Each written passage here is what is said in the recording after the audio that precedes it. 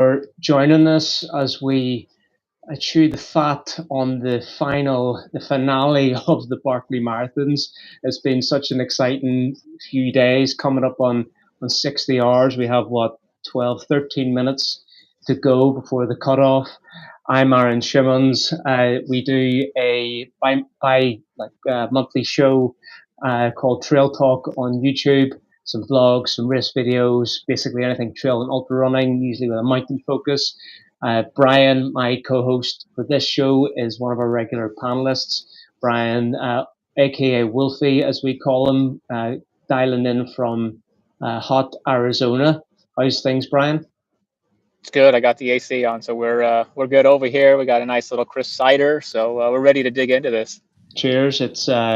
It is just after 9 p.m. in London, so yeah, let's get on with this. So what we're going to do is just going to unpack what we know so far. We've obviously had four finishers at this point, and some drama as we expected. Obviously, we're all thinking, will Jasmine make it on time? We just don't know. It's going to be so tight. So it's coming up on it's 4:05 p.m. in Tennessee local time, and the weather has remained settled for all of the Barkley, which has been, amazing. Last year the weather was pretty good. I think this might be the best weather year yet. What do you think? Oh, it is in recent history, most definitely. Certainly since I've ever been aware of the event or taken interest in it. So yeah, that's one of the big topics. I think as much as Jasmine's still on the show, the weather is also something we got to dive into.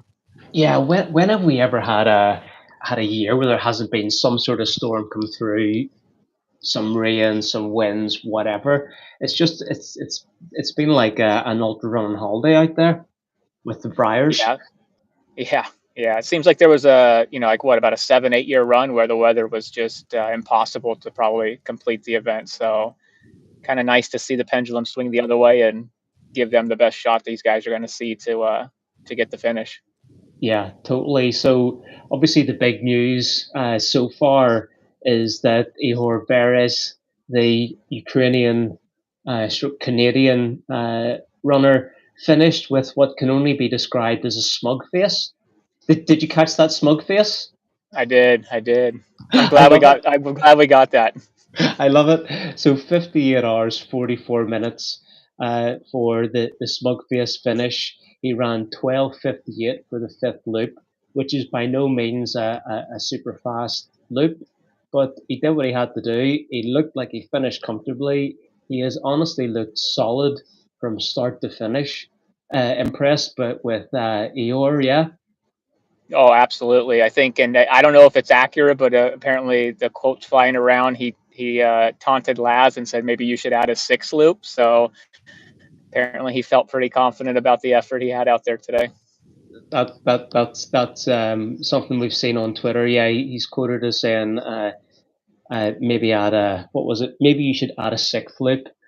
Right. Yeah, I'm not sure. That's the route to making the Barkley harder, Right. or on the edge of possible. But we're going to get into some of that, I think.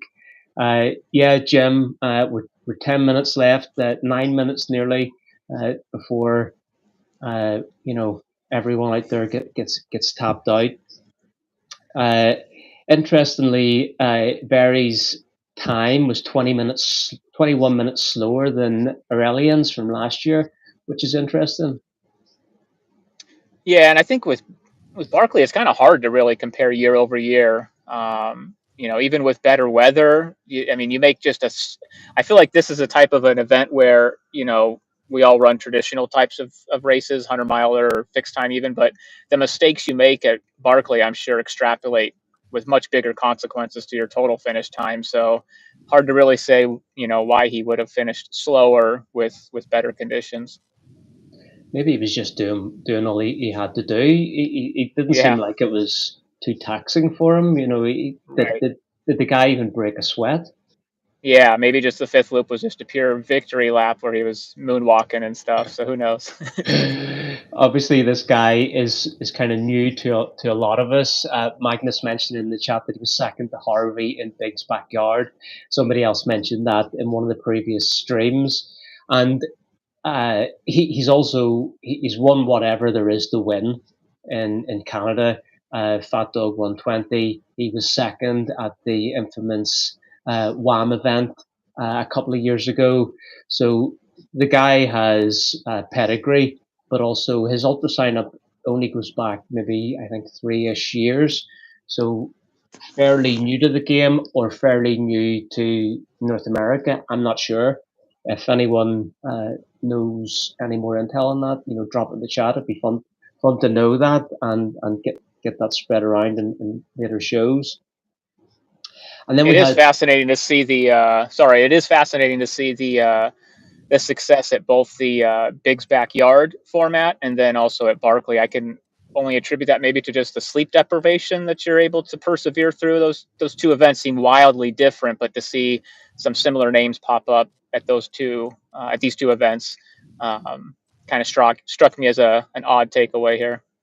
Yeah, I think sleep deprivation and the ability to recover are two of the unique qualities it takes to be the best in this sport or certain niches of this sport, such as the Barkley. But then you've got the other variables like the navigation, and Yeah. we also have things like local experience that John Kelly brings to the table, which is so unique. And that poses the question, would we have had so many pairs coming through on fun runs if it wasn't for kind of doubling up on with experienced other runners? What do you think? Yeah, I think, and that was one of the items I was going to want to tease out with you is what do you think Gary is thinking right now? Because I immediately thought, boy, with what 10 or 12 on a fifth loop, and it looks like we're setting records for finishes. I mean, God, your heart kind of breaks thinking if Gary was in this field this year with some proper fitness, it would have been the year for him to do it, right? Like, what do you think? You think guys like that, if they were here this year, it would have been their year? Or I think the Barkley has broken Gary many years ago. Either that or having to work through that film with Ethan Newbury. But something broke him, and they ended up basically retiring and right? becoming a full time RD and running with projects. But yeah, we'll move on from Gary. Let's just finish off on John because we are getting tight on time, and we want to have our eye on the feeds, which we do. See if there's any news coming in from the course. Um, but John Kelly, he's last year 50 at 42, which was 30 minutes quicker essentially than this year. 2017 when he got to finish 29 or 59:30, so a little slower than this year. And then, so basically, that means this year's his second fastest time for his third finish. So that's quite an achievement to get the three finishes. Oh, absolutely. I think when Laz is ready to step down and no longer run the event, it's John's to take over. I mean, that's the only thing he hasn't done at Barkley yet is run the damn event. So, yeah, I think that's what his future holds. He's going to be either blowing a conch or lighting some sort of cigarette. I think 10, 15 years down the road is the RD to take the torch. 10 years from now, John could be starting the Barkley by taking a drag on a vape or something. Who knows? Yeah, right. Did you just a side note? Actually, did you notice that Laz was sort of a little bit more to the side this year, and one of the other sort of volunteers was doing a lot of page counting. Laz was always in view, but he seemed to have not been just doing as much of the kind of the page counting and some of this other stuff. Did you notice that? I didn't, but now that you pointed it out, I do recall the pictures I saw. There were others involved, so yeah. Again, maybe he's trying to get back to being the recluse, no longer wanting to be front and center with all the media hype that had a crescendo there, 3-4 years ago. A bit hard. I think the Barkley has as much hype as Western States and UTMB. Right. It's a certain time of year.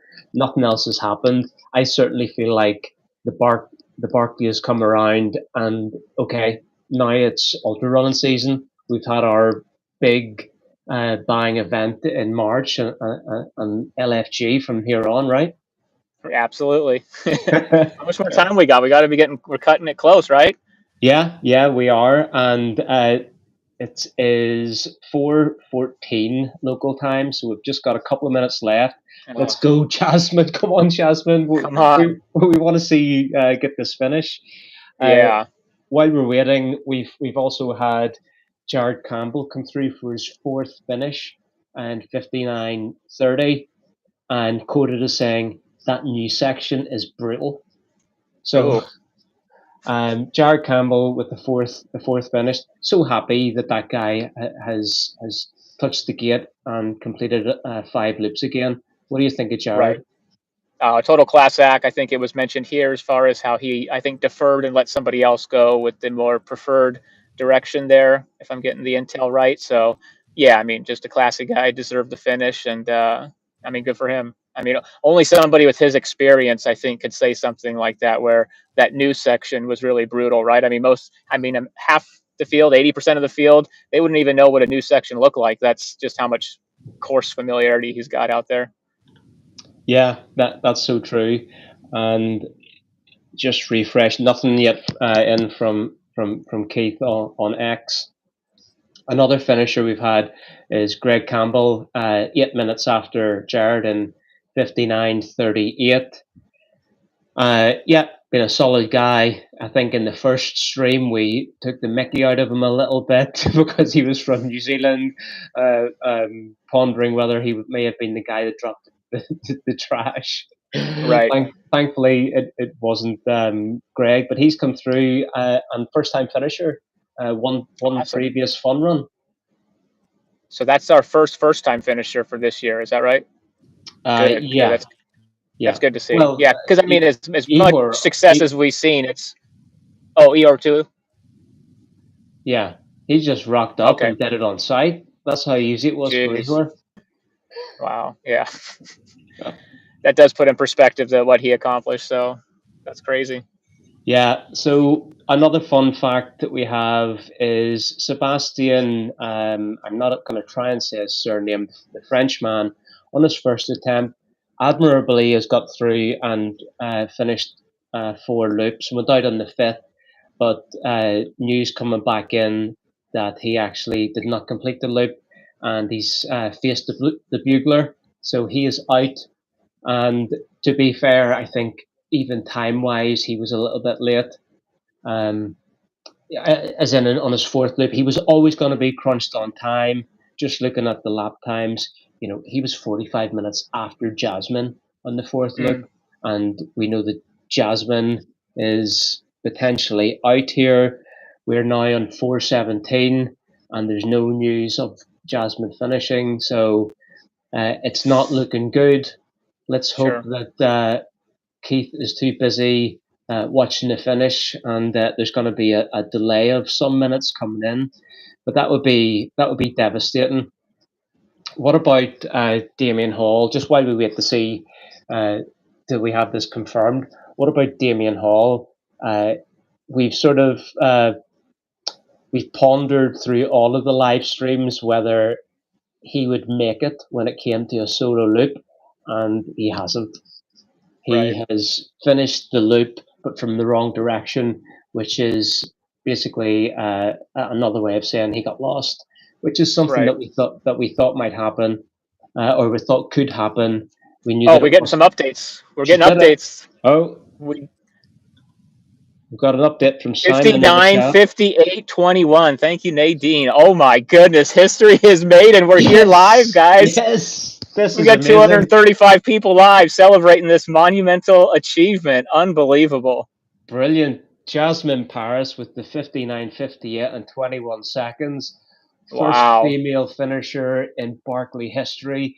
First 4 loops, first 5 loops. This is absolutely amazing. This has got to be performance of the year. Absolutely. I mean, there's been a lot of women that have come before her with tremendous accolades in the sport, and for her to plant the flag here this year, I mean, that's I mean, what she comes back next year, I think, with maybe, does she just try to get the overall victory now? I mean, this is incredible what she's doing. She's raising the bar just beyond a finish. I think she's got untapped potential to go beyond this. What a an understated person Jasmine is too. Keeps the head down. Did you see the video that Harvey posted at the end of loop 4 of With the Jasmine? cat? And Yeah. no, this was No. this was this was the crew point beside the gate Okay. before she started the fifth loop, Okay. and she honestly looked out of it. Whenever she stood up, she kind of stumbled back a little bit. She was just concentrating on eating and getting the calories in. Jared came walking up the road and essentially said to her, "What direction do you want to go? Do you want to go clockwise? Do you want to go counterclockwise?" Being the gentleman that he is, Right. and Jasmine was sort of like, "I don't care. Right. Whatever way I have to go, I'll go." But she's just a class act, and 59, 58, and 21 seconds. I mean, she couldn't have made it any closer for us, right? No, apparently in the chat they're saying that's the slowest finishing time ever. So I mean, just a flair for the dramatic right here. This is outstanding. I mean, I think we both kind of conceded it wasn't happening until the chat lit us up with the update. So that's incredible. I mean, that's what we thought, but we've also now had it confirmed that there's about a 2-minute delay between what Okay. happens on course and Keith Dunn sent the tweet, Yeah. because Yeah. it took, it was 19 minutes past before we saw anything come through. Like, Right. as you said, comparing Jasmine to even like Courtney's had a go, Maggie Gooderall's been there and had a go and had some experience there. Jasmine just has the secret sauce, the ingredients to make success at this with her background, right? Absolutely. Yeah. I mean, it's facts. She's got the trophy engraver right now. Putting her name forever on the Barkley finishers list. So I think it And raises. It's like Kipchoge. It's like Kipchoge breaking too. I think women everywhere now are going to rethink, like, maybe the Barkley is doable. So um, it's exciting. that's what happens whenever a record is set or something is broken. It raises the bar, because Yeah. a lot of challenges are about believing you can do it, and a woman has now beaten the Barkley, has beaten the course, has finished it, and also done it in style, done it in class. Every Yeah. loop she went out on, she pretty much went out on her own. She never Right. finished. There was always a gap between her and somebody else whenever she touched that gate. Yeah. And Yeah. That's worth a lot too. Yeah, because we've seen others who, yeah, their strategy was to just be a coattail rider. Not that that's a knock on anything. That's great strategy, but it just adds a bit more shine when the purists can see that you did it all on your own. yeah, and Nadine Forrest in the chat. Yeah, total 5 finishers. That's incredible. And was it an easier year? What do you think, Brian? Are we gonna put this down as an easier year? Does it even matter now? Well, yeah, so this is what I was going to talk to you about, right? Like, we talk about weather with course records at places like Western states and things like that. Is Barkley ever an easy year? I mean, like, I get it. Like, some years are going to be insufferable and probably physically impossible, but yeah, I mean, this weather made it to be more capable of the finish. A finish was more possible, but I mean, it's still a hell of an effort to get the Barkley done on any year. I don't care, if the birds are chirping in the park or not. I mean, it's incredible. I'm not going to say the weather, you know, was some sort of like factor qualifying who finished this year. These are badass humans that finished the Barkley. Yeah, and as Janessa says in the chat, Jared was quoted as saying that the new section was brutal, and Right. loop times weren't, considerably faster than anything. We did see maybe a 30-minute uh, shortening of time per loop compared to last year, and maybe we attribute that to nicer weather or more sustained nicer weather. Right. Yeah, exactly. There's so many factors that contribute where exactly one year the course maybe plays a little bit harder. Route finding might be more difficult. Weather might be something of a challenge. So yeah, we're always trading off, I think, with different aspects of the Barkley that change the dynamics, but it's the Barkley. You get the finish. End of story. I'm typically the one that's, you know, controversial with talking about things like that for performance, but when it comes to the Barkley, I'm not. I don't have any patience for somebody bringing up the weather, making it a soft year. Well, I mean, I'm just bringing it up for debate. Don't Yeah, yeah, yeah. crucify me. No, no, no, no, no. You know, And it's all good. Chris in the chat saying that John ran slower. That's right. He did run slower, Chris, but it was his second fastest time. So there's variation there, which again, these are all relative. It's a different course every year. It's different weather every year. No Barkley is ever the same. All we know is that they start and finish at the yellow gate, and the rest of it is a little bit of a mystery, and that's something that we love about it, right? Absolutely. Always the mystery. Yeah. Shrouded in mystery. Biggie, there's no media through yet, but I'm sure some video will emerge. Now, whenever Ehor finished, it was quite a while before we saw a video come through, but I would will be sharing some of that on Instagram as soon as we see it. Interestingly, if we just jump over, we ran a poll in the Instagram broadcast channel that we have. If you want to check that out, there's a link in the description of this current live. And we just sort of asked, what time do you think the first finisher will come in?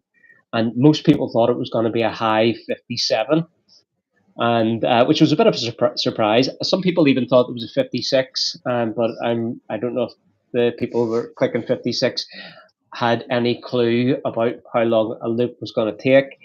And then the minority of people said 58. So, what do people know on Instagram? Clearly, nothing at this stage. Yeah, we don't know anything.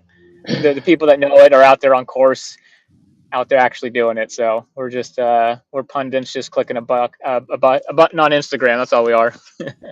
What did you guess in the poll? I think I was the 57 as well. I was in the majority, thinking I was going to be a bit faster, but wrong. Yeah, it did. It honestly felt like Loop 5 was going to be like a four-person race, and it could have been anybody's. And some of the commentary coming through about various people at the fire tower and on Ratjaw, it did seem like Jared, for one, was closing in at one point, but yeah, it wasn't to be. Maddie Absolutely. and Maddie in the chat asking thoughts on if anyone would beat the record of 52 hours. That's a pretty stout record, right, Brian?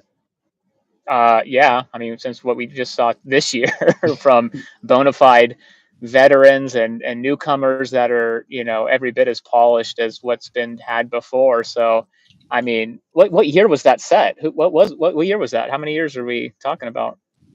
I mean, I'm putting you on the spot here. I'm just spitballing. It's been a while, right? That's not a recent. it's not recent, no. Yeah. Not seeing. Yeah. Yeah, I mean, so again, like, you know, contextualize that. I don't know what the course used to look like and how many iterations removed from that we are to, you know, toughen up the course and put a little bit more teeth into it. But again, no shame on who ran 52 hours. That's was it only 4 loops? That's mind boggling. that was Brett Maughan in Oh wow. 2012, and Okay. Jared Campbell ran a 56 flat for second Right. that So year. I mean, 4 hours faster than Jared Campbell. So who's this guy? I guess we got some homework to do for a future Trail Talk episode. Yeah, that's mad. Must have been, but these guys ran 740 loop one. Wow. You know So a that whole that different, yeah. Different whole different strategy. Yeah. different type of course, different type of conditions. I think, what do you think about, is this the best that we could see out of John Kelly? The conditions are right. He's got all of the experience. He's come into this prepared, and he's still running in and around the same as his previous other finishes. I didn't hear any reports that he had any issues. What do you think? I think it depends on what he wants out of it, right? Like, I guess the Barkley can be something different for each elite competitor. Some want a fun run, some want a finish, and maybe somebody says, "I want the damn course record." You know, go bust or go to glory, right? Like maybe sometimes they play a little safer if they have experience and thinking they got the full 60 hours for the finish, and so the time is irrelevant. So yeah, I guess it all just depends on what they want out of it. Yeah, interestingly, Brett's record year, he also ran 11:16 for the fifth loop. So absolutely gunning it the whole way. It must have been brilliant conditions. Right. I like Biggie Johnson here with Chuck Norris. Where's Jasmine under Ruse? Let them fly. I mean, she's going to be glory. Yeah, she's the new gold standard. So let's just have a think about this.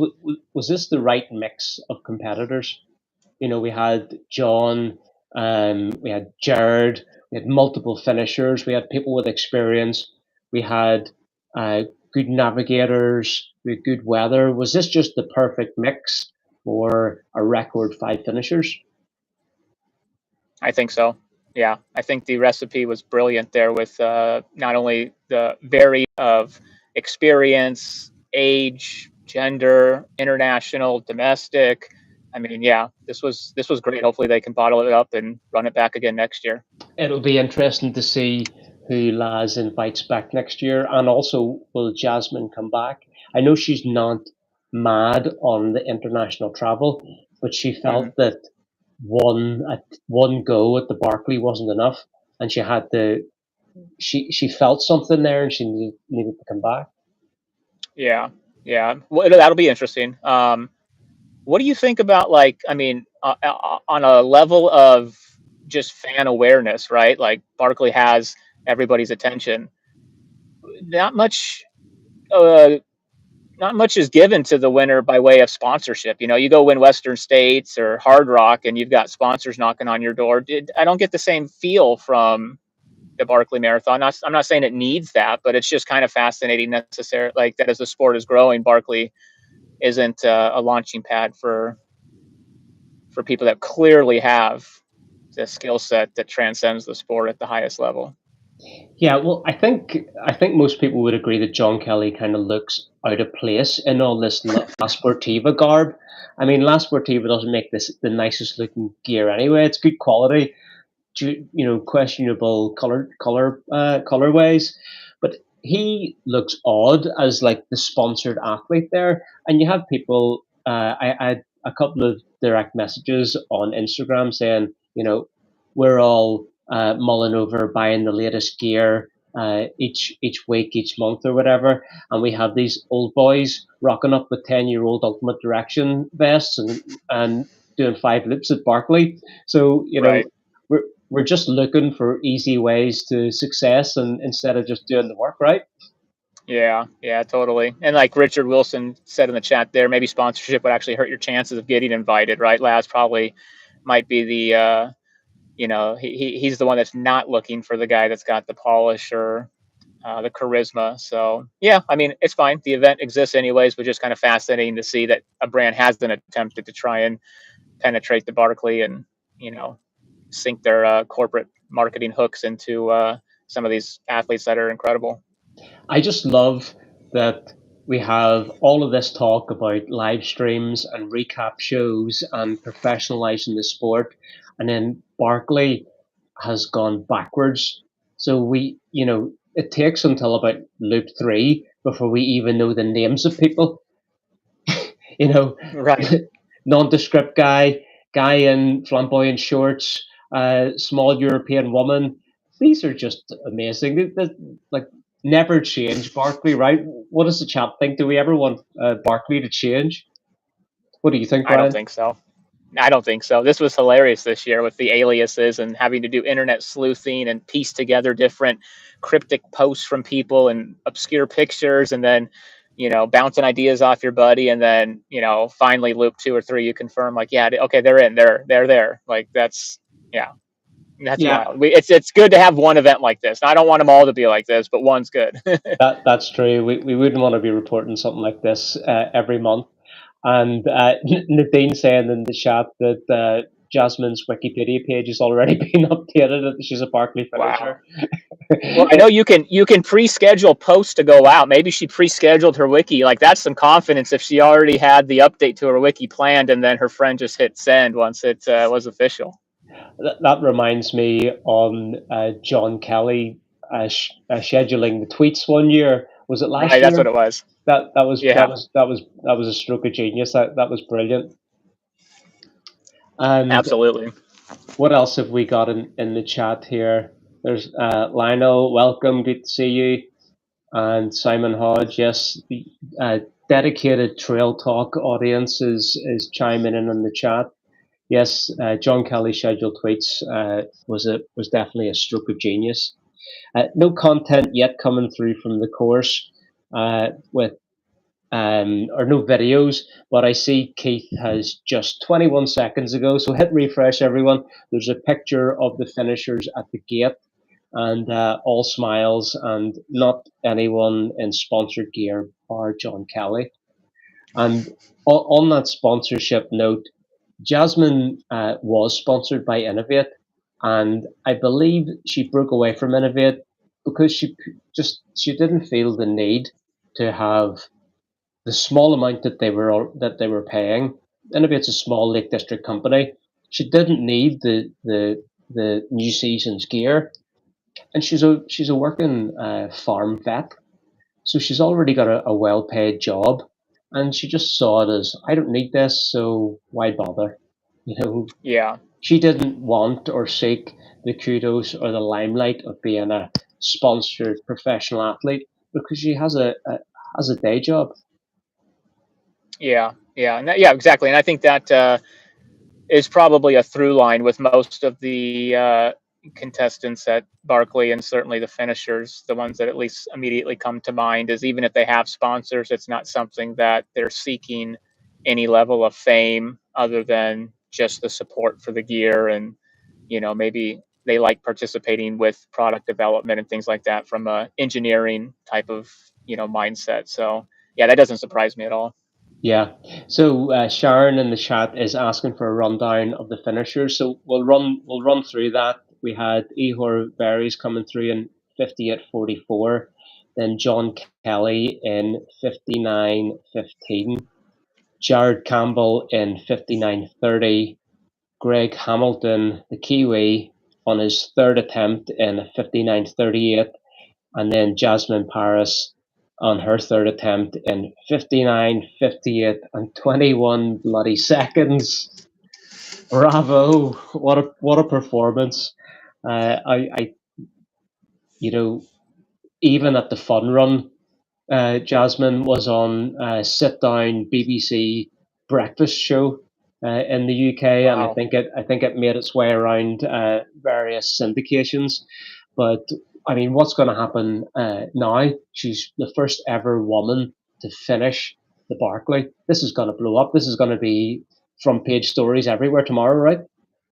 I think so. Yeah, yeah. I think she'll probably have a crowd waiting for her when she lands back. Her hometown's going to just have a heroes parade, I would imagine. So I can't wait to see what comes, and all the pictures and all the socials and good wishes and stuff. So it might be controversial, but I'm kind of glad that maybe it was an international woman that won it first. I feel like maybe the hometown and that hero's welcome is something that will be special and well remembered and embraced back there.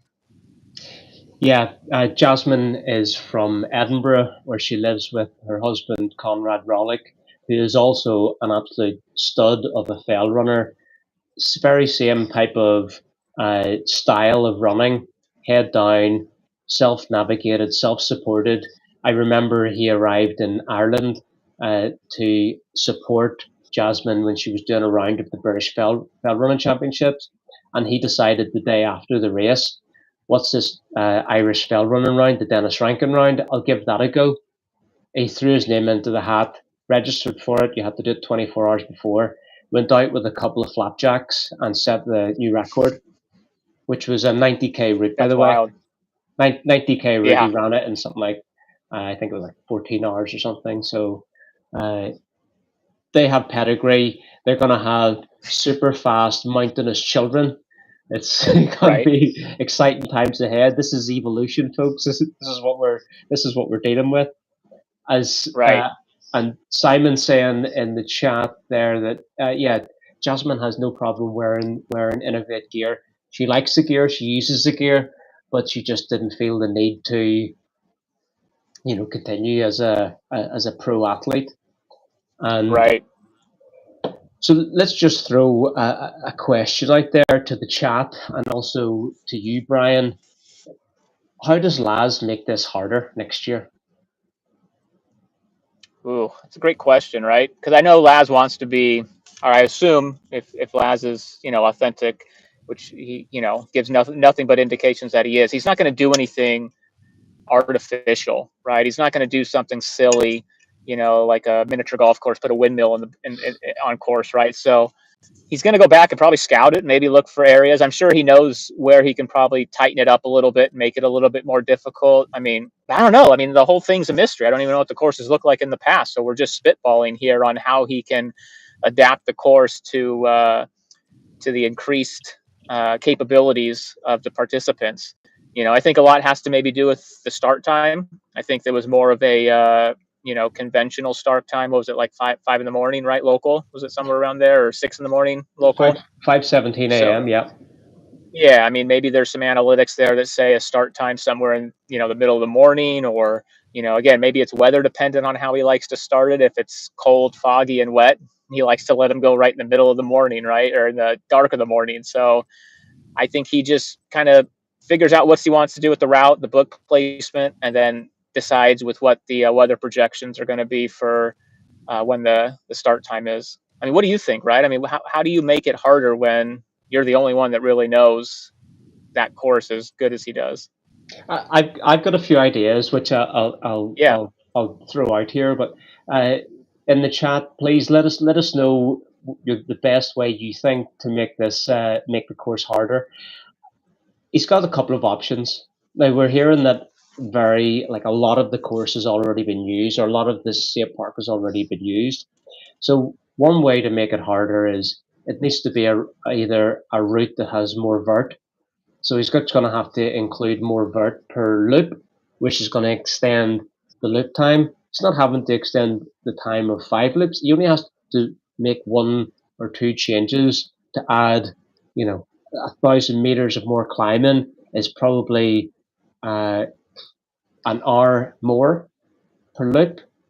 That's going to put this, a lot harder. It's going to make it more weather dependent on whether it's even possible. And then obviously the very simple one is make it longer, but longer needs more course, whereas more vert just requires a couple of extra hills, which is less kind of real estate in the park. So those are a couple of options. What do you think of those? Yeah, I mean, exactly. I like the more vert. Don't necessarily know if I like the length one. But again, I don't know exactly what the options are. What I don't know what the range is of what he has to work with off of different years. Like what's a low vert year versus his previously high vert year? What's a short distance loop versus a longer? Like he's got to know all of that in his mad scientist mind, or on his notepad. But yeah, I like going that direction rather than doing something a bit wonky with, like, burying the book in some obscure way, or removing one water cache on there. So yeah, freezing the water intentionally, so it just adds I think he wants to maybe mentally mess with these guys more than just change the vert and distant profile. So maybe there's something in there he can do to get some more mental warfare in there for him. Yeah, well, that's interesting, but the very nature that it's 60 hours long, that Laz doesn't need to directly mess with your head, because sleep deprivation is going to do that for you. But if we look at these finishers, like Ehor didn't look too tired at all.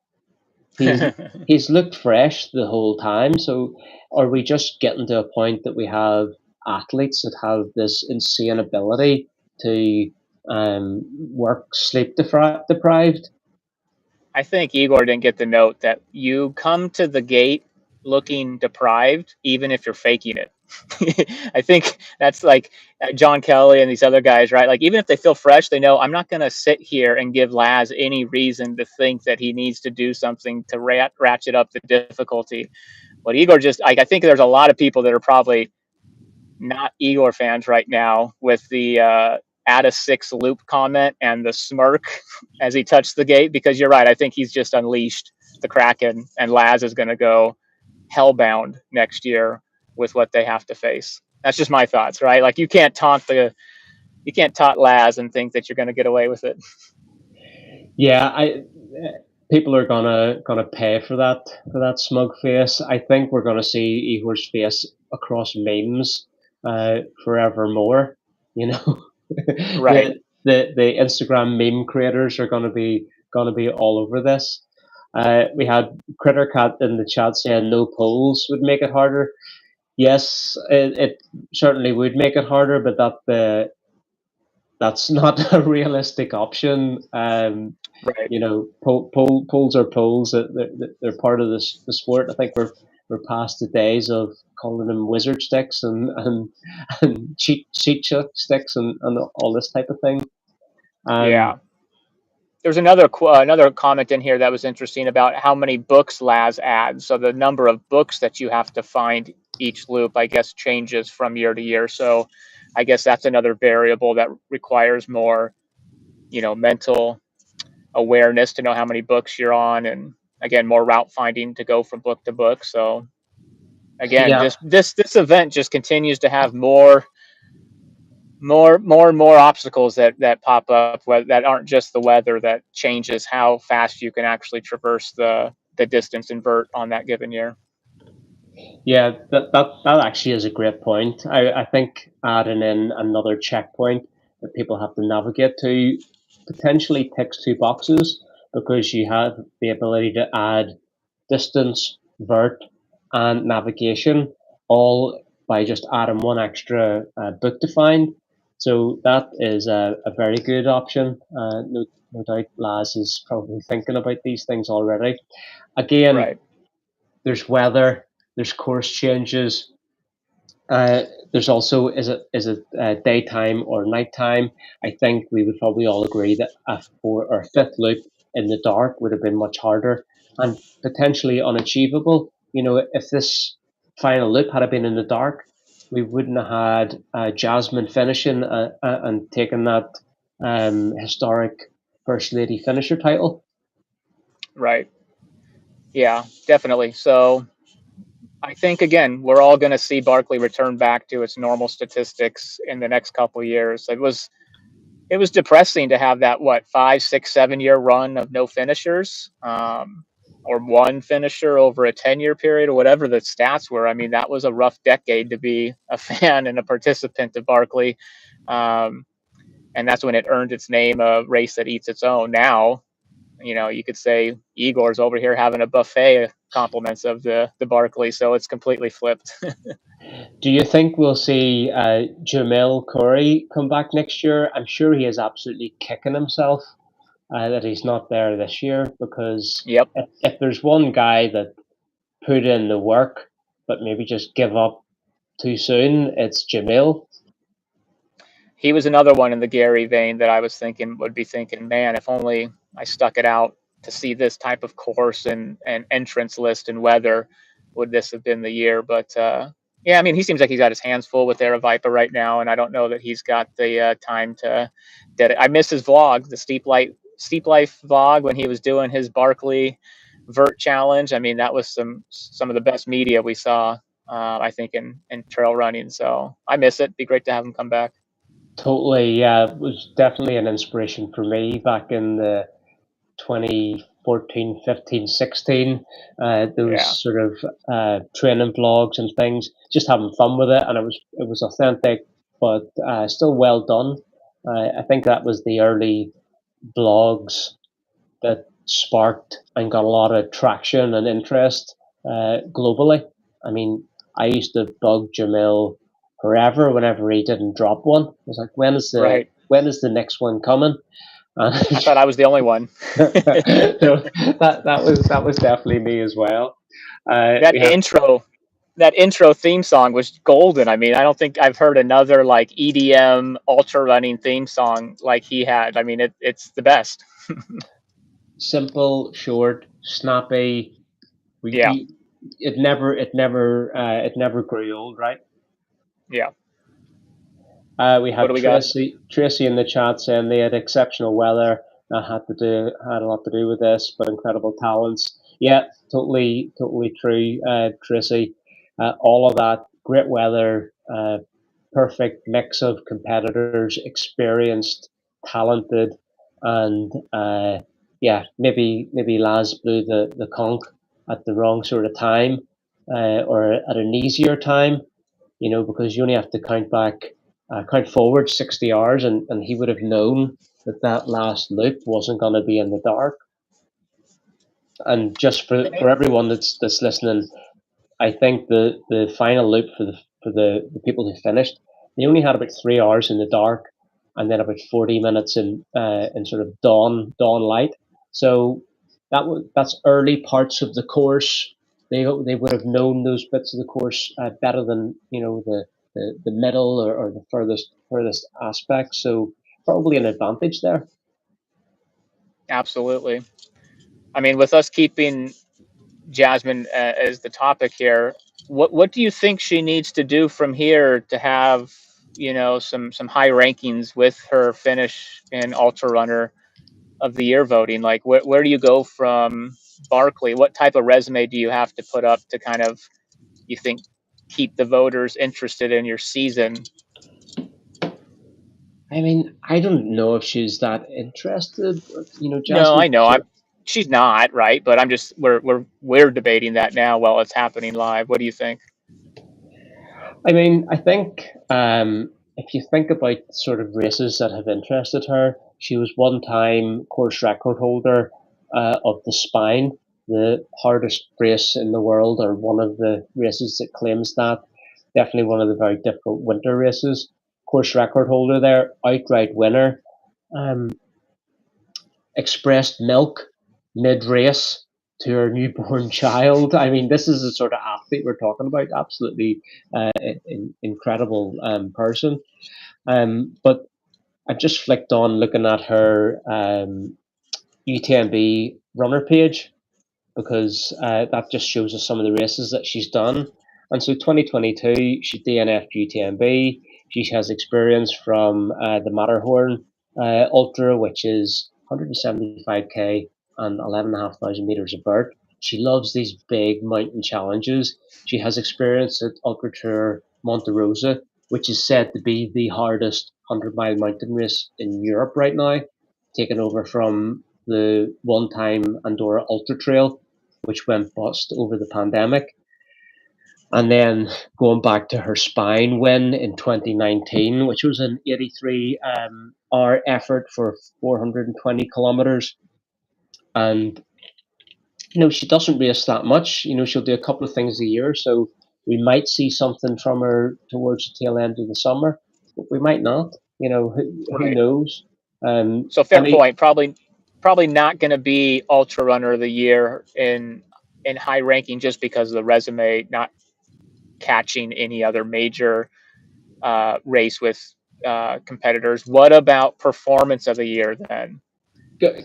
Hands I down, mean, it's gotta be. It's gotta be. so nothing. Courtney can't like. There's nothing. If Courtney wins Hard Rock outright, can't over. I think if Courtney wins Hard Rock, she's in Hard Rock, right? Or no? Yeah. She is, right? Yeah, yeah. So if she wins Hard Rock outright, I mean, it's Courtney. Like, I think just on fan bias, she would still have the ability to supersede and pull the rug out from underneath Jasmine, right? I mean, there's got to be some American bias in that as well, Yeah. of course. So yeah, North American Ultra Runner of the Year, no doubt, will be Courtney, no matter what she does this year. I can't see her winning Hard Rock outright. How Sure. can Courtney compete with a Zach Miller and a Francois Den? It's not possible. But Jasmine is in pole position for Performance of the Year. A woman has never finished Barkley. I This know. woman has beaten the course. It's like this is this is the biggest news in years. This isn't the biggest news of the year. Unless you ask Camille, I still think that she thinks the 6-day performance she just had in La Quinta probably as much. She probably doesn't even know this happened. She's, Camille this is Herron will be seething at the thought that this woman has upstaged her 6-day Lululemon PR event, course record, 10 world record holiday. right. She will absolutely hate this that this has happened, but it doesn't matter what she thinks because Jasmine has done something that no man has ever done. This is or no other woman has ever done. This is a first ever. We're not breaking a record. We're setting a record. Right. Right. I 100% hands down agree. That's why Jasmine is my hero, because she is in less than or just slightly over a week's time or so managed to completely turn the page on what we will not talk about any further. So big applaud to Jasmine and what she did. And I mean, I hope she's not done with Barkley. I'd love to see her come back and get the first finish. I don't know if you. I mean, I guess if somebody wins the race, they touch the gate first. So yeah, I would love to see her be the first finisher of the 2025 Barkley edition. That would be outstanding. Lanny in the chat, yeah, of course, what Camille did was great, but Camille is a competitive monster, and she doesn't even like hearing that Courtney Dauwalter is known as the GOAT. So I think that's where this commentary is coming from. No, nothing but love for Camille, but she's a competitive monster, and probably the opposite personality to Jasmine, who is head down, unassuming, grit, does the work, and the proof is in the 59 hour and what was it, 58. 59:58, yeah, Oh yeah. and 21 seconds finish. I mean, it's just amazing. So again, well done to Jasmine. I think maybe it's time to bring this to a wrap. I know it's difficult to do whenever we have 185 live viewers. Anyone in the chat want to pose any questions for us to tackle? We'll give you a minute to come up with something. Brian, what do you think that Laz is going to do? Do you think it's even possible to change the Barkley to an earlier time of the year to make sure Oh there's worse weather, less daylight? yeah. Yeah, that's another one that you could do very easily. So yeah, I mean, the Barkley sets its date, and everybody moves their schedules around it. So yeah, he could absolutely do that and move it ahead in the season, and nobody that's going to prioritize Barkley would scoff at it. So that would be interesting. Pre daylight savings time, that would be a huge impact for the life of the event and how they have to tackle and rethink their strategy. Because I do it's fascinating how the strategy has changed. We've seen it, guys going out sub-8 first loop. No, I think everybody's scratched that from their game plan now, right? I mean, the first loop this year was much slower in premium weather and a conventional start time. So, yeah, keep these competitors on their toes. Get somebody with a wild hair up their butt thinking they got to go back out and do something crazy in the first loop, and see how it changes the whole remainder of the event. That first loop really sets the stage for it. It's fascinating. Yeah, totally. A few questions coming through in the chat. We'll tackle those in a minute. For everyone that is new to the channel, we do a couple of shows a month. We do some live streams as well, talking about races and things like Fantasy Free Trail. Hit subscribe, hit the bell, and you'll get notified whenever we're doing another show. Down in the description, we also have some discounts for our show sponsors, TORQ Nutrition. There is a discount code down there for 10% off. And also GOREWEAR, the inventors and makers of Gore-Tex. We have 30% off code in the description as well. So make use of those. Great products. And yeah, just scroll down to the description. And certainly we would love to have you come back for other shows. Now, tackling some of these questions, Simon Hodge is asking, would I ever consider doing the Barkley? You know, the short answer to that's no. The longer answer to that is, whenever people started seeing the Barkley and it came on my radar, maybe around 2014, it does feed into that ultra running mindset of you just want to do something that's hard and you're trying to toe that line of can I do it, can I not do it? And maybe around 2017ish, I competed in the National Orienteering Championship in Ireland, and never have I done a harder event. Long distance navigating in the mountains at pace is incredibly difficult, and to do that for potentially 60 hours is just mind-numbingly difficult. And whenever you look at the quality of the athletes that it takes to finish, these people are having to put a lot of effort into it. Like, they're not just having to navigate and be steady. It's not like going out and doing a UTMB where you just have to keep moving and you probably make it through the cutoffs. This is a completely different beast. It takes navigating, talent, sleep deprivation, athletic ability, experience, just a combination of all of these things to finish the Barkley. So that's the long answer. The short answer is no. It's beyond my abilities. And of course, Simon, you'll know that we've had a couple of Irish runners tackle it. Billy Reid, one that I know very well, and he didn't do very well at the Barkley either. And whenever I compare Billy Reid used to be somebody that I used to look at results and go, oh, Billy took 19 hours. I can probably do it in 19 hours. And Billy, I think, got one loop done at Barkley, so I might get a loop done. We're not traveling from London to Tennessee for one loop, so there you go. Right, right. Yeah, it's scary if you look at just the talent of the people that have been chewed up and spit out of Barkley. That's humbling. So yeah, I mean, the finishers list is one thing. The list of failures and the talent that's there is why I would never step foot on the Barkley start line. Some real studs and females that have failed at the Barkley, that I just am in awe of. So enough said there. Yeah, Charles Bear in the chat asking us if we'll please have a wrap up show on Barkley. Charles, that's the intention. We may do this on Monday or Tuesday, but subscribe to the channel and we will list the live stream well in advance of it happening. We'll just do it as a live show.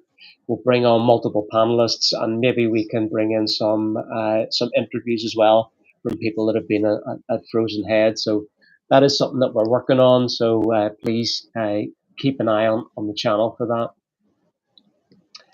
Yeah, we see you right round you. We see you. Yeah. So yeah, we're hearing that there are some pictures appearing online under the BM100 hashtag. Yeah, we have a picture of Jasmine sitting drinking a can of Coke at the gate. Yep, no finer god of nectar of the gods for the ultra runner than a can of Coke, right? Maybe the IPA, the something frothy, something with little IBUs there to ease the muscle aches. So Coca-Cola is good and all, but when I'm done, let's get that thing going. Yeah, but have you been reaching for an IPA after 59 hours and 58 minutes?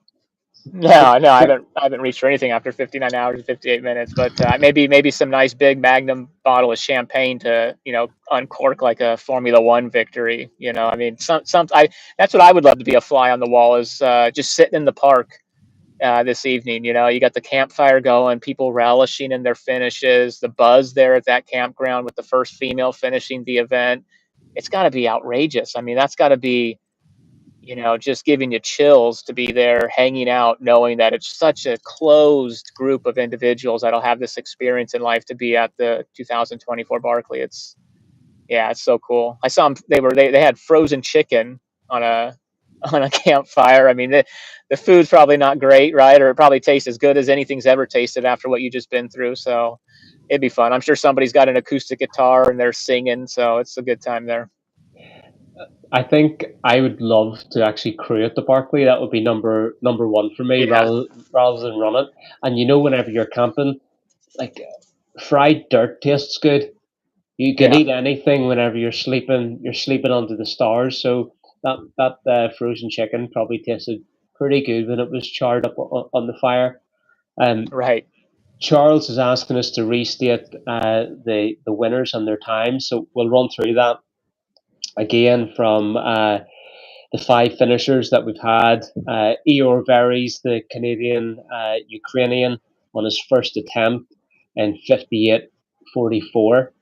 And then John Kelly, the local boy, 7 attempts, 3 finishes, his second fastest finish now in 59:15. Jared Campbell on his 8th attempt with the fourth finish in 59:30. So stout. Greg Hamilton on his third attempt, previous fun runner from New Zealand in 59:38. I think that was pretty impressive. And then Jasmine Paris from Scotland on her third attempt in 59:58, becoming the first female finisher with the clockwise final loop. So again, cheers to Jasmine and all the Scots. It seems appropriate that we're drinking beer. The Scottish people will love that, right? And I could say that I'm Irish. I'm practically, I'm Celt myself. Cheers to that. I'm empty. I should have brought more, man. I got to go back to the fridge and get more. I love it, man. We're an hour deep into this thing already, but the people are here making it fun. It's Barkley. We got to enjoy it, soak it in. Yeah, yeah. So, any other questions coming through in the chat? What have we got here from Biggie? Jam needs to organise a Barkley level event with his excellent media. Just saying. I mean, but would it be Barkley if we had a live stream? Hmm. I think the only thing I would add, and I think you need to be really strict about adding stuff to this, but I would like a static cam at the gate. Like we could talk, we could chew the fat, we could, look at times. What about a static live cam just at the gate, so we could just see the goings on and procrastinate about that. That would certainly help the buzz, wouldn't it? And it wouldn't I take think away so. from the Barkley experience. Right. Totally agree. That's a fair request. Well, it keeps the authenticity and history of the event still. I think in the early Barclays when I started following it, they didn't even have cell service in Frozen Head. Yeah. They used to have to go down the street to the 7-Eleven, and that's where they got Right. some cell service to upload some tweets and things. So it just shows you how far Barkley has even come. But it's small steps compared to what we're seeing in the rest of the sport. Right.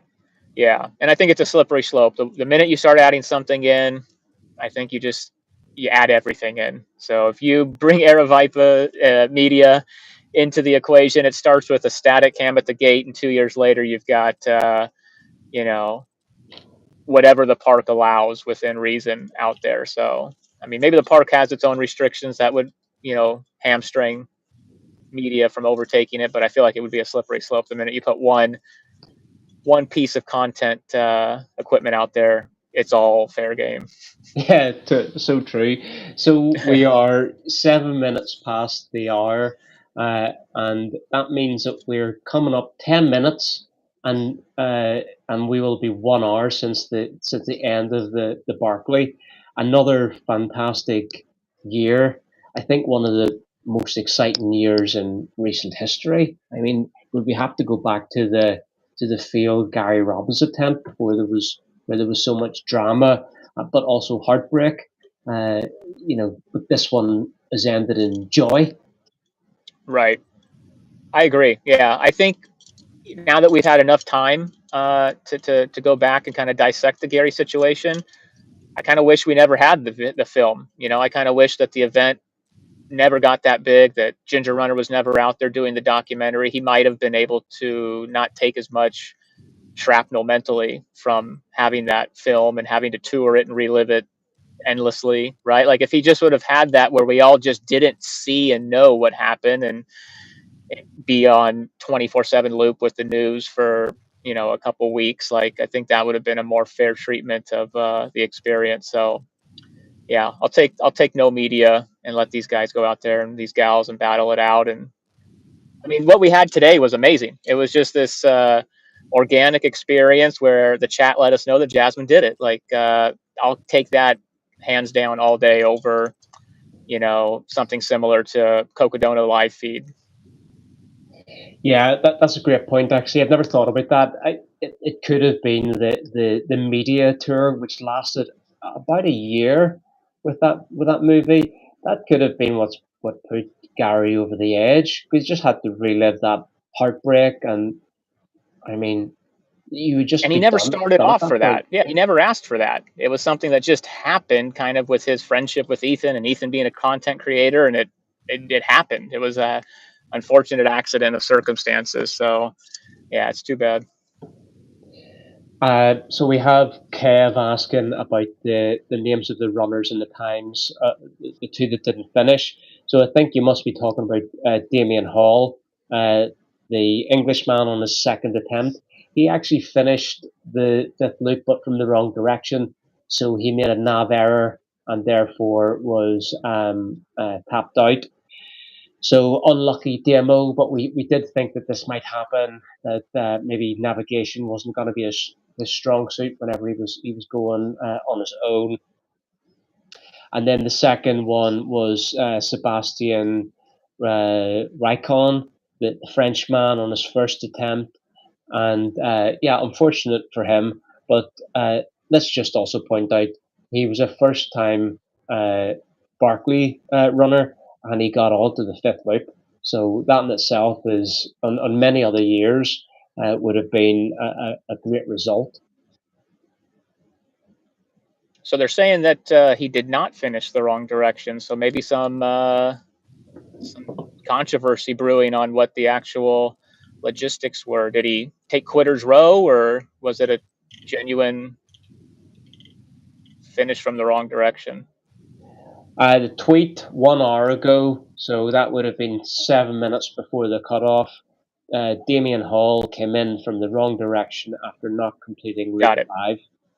So Gotcha. that's what we have from. I might be interpreting him. He might be paraphrasing. I think that's what he's doing. He's saying he did not finish wrong direction as a paraphrase of what you're saying, I think. So good. Yeah. We got it.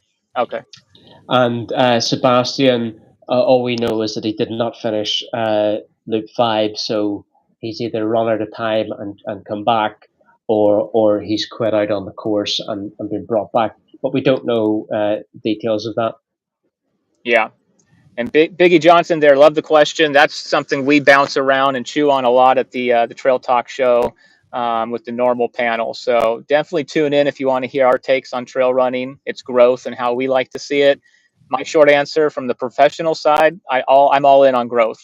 I want to see the professionals continue to build out a professional circuit, continue to be able to tune in as a fan with better coverage of these major events at UTMB, Western States, Golden Trail Series, UTM, all of these series. I want to see them professionalize and build out. Events like Barkley, though, I don't consider that kind of a traditional professional event. So that's one where I want to keep it classic, traditional. And as an amateur myself, I don't need anything from the sport. It's doing everything it needs to. So I'm just focused on making sure the pros, continue to build out a better lifestyle for themselves. And I can selfishly live vicariously through the live feeds and their amazing results. That's it. I mean, ultimately, Brian, you and I are super fans of the sport. You guys in the chat, you guys are fans of the sport, fans of Barkley. That's why we're all here. That's why we have the Trail Talk show, because we just love shooting the shit on this sport that we love, and we want to see great things from it. Charles said, what is the second biggest trail run? I'm not sure I understand the question. Do you have a take on that, Brian, or do we need more clarity?